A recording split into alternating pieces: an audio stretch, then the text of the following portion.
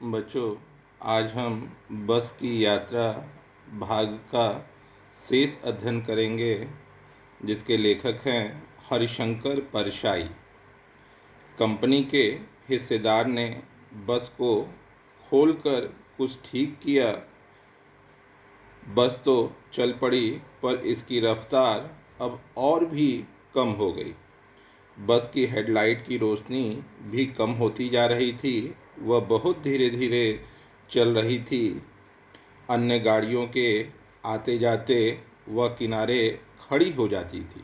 जिस प्रकार से आपने देखा कि कोई वृद्ध व्यक्ति सड़क पर चल रहा हो और तेज़ गति से यदि कोई गाड़ी आती है, तो सबसे पहले वृद्ध व्यक्ति अपने जान को बचाने के लिए कि कहीं मैं घायल ना हो जाऊं, कहीं मेरा एक्सीडेंट ना हो जाए, और ऐसे में तेज़ गति से जो वाहन सड़कों पर चल रहे होते हैं उन्हें पहले वो पास देते हैं।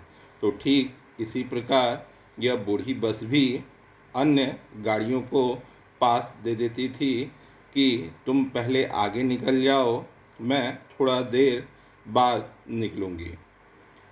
तो यहाँ बस की स्थिति पूरी तरीके से जर्जर हो चुकी है। हम यह पहले ही पढ़ चुके थे। बस कुछ दूर चलकर पुलिया पर पहुंची थी कि अचानक ही उसका एक टायर फट गया और बस झटके से रुक गई।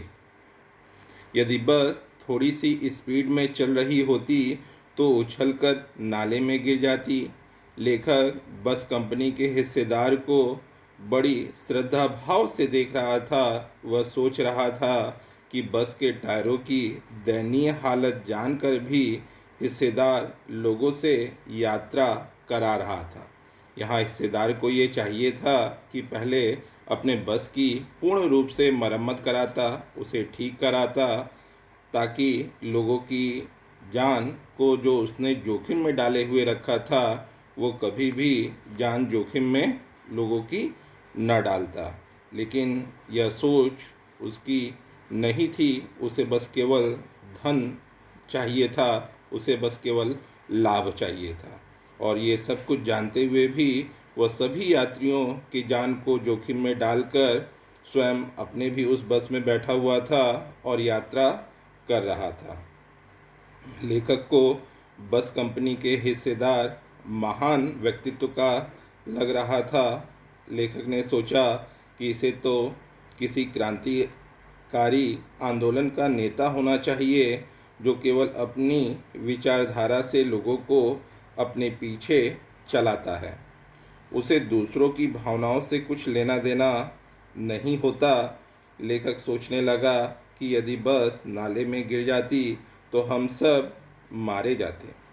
ऐसे में देवता भी इस महान व्यक्ति का स्वागत करते हुए कहते कि यह वह महान आदमी है जिसने बस के टायर न बदले लेकिन अपने प्राण दे दिए।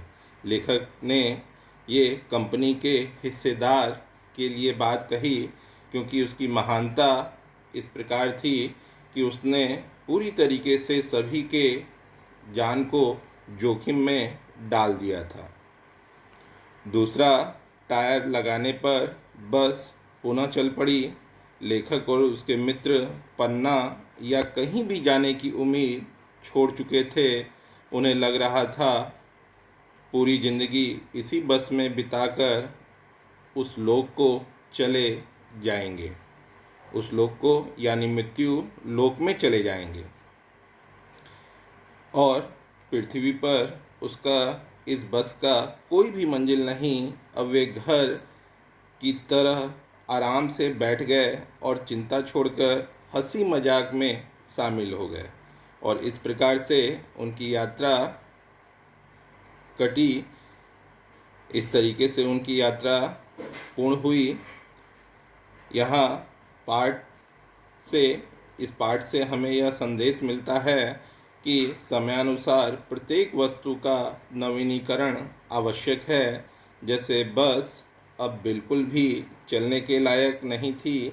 बस के हिस्सेदार का कर्तव्य बनता था कि वे उस बस को ज़बरदस्ती चलाने की बजाय नई बस लेते, या उसकी मरम्मत इस प्रकार करवाते कि वह सुरक्षित रूप से चल सकती। धन्यवाद।